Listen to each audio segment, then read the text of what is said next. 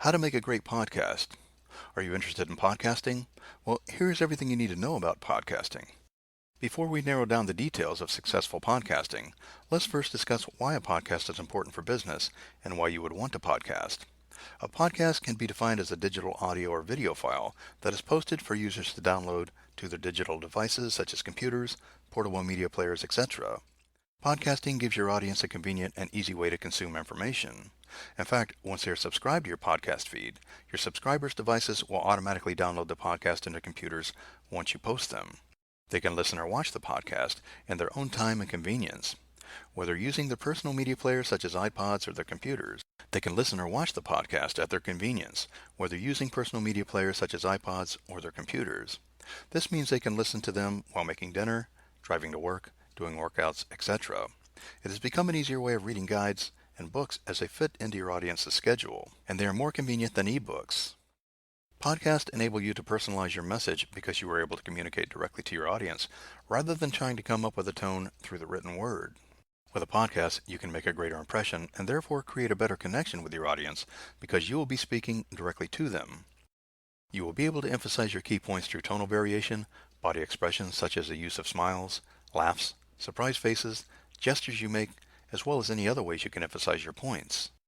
Written text normally loses the subtle meanings, but audio and video formats can precisely and succinctly convey the exact message that you want to pass to your audience. In addition, creating a 1-hour podcast is far easier than writing a 60-page ebook. You may take a couple of days or even a week to create an ebook, while it can take as little as 20 minutes to create a podcast of the same ebook. Now that you know what a podcast is and some of the benefits, we can go on to give you tips on how to maximize the benefits of podcasting. The first thing to keep in mind is content. The same effort you would invest in coming up with great content for your ebook is the same that you should invest in creating a podcast. No amount of marketing will push your content if it is not up to par. This means you have to come up with great and interesting content that will attract and keep listeners. Even if you have a podcast landing page that has a 90% conversion rate, you're going to lose 88% of your potential listeners if your content is not up to par. Secondly, you need to become aware of bad RSS feeds.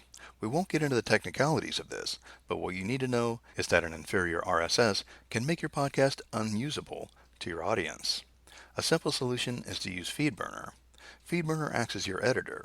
It makes corrections and alerts you when there is a major correction that is needed for your podcast so that it can be usable in most podcast listening software.